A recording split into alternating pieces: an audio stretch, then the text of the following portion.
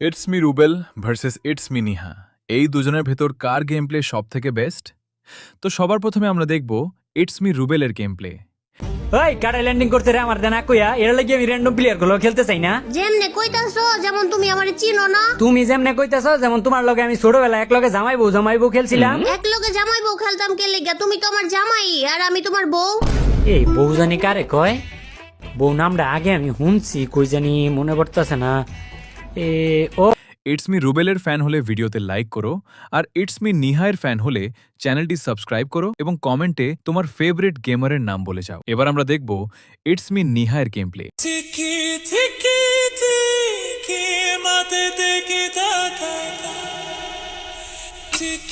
tiki, tiki, tiki.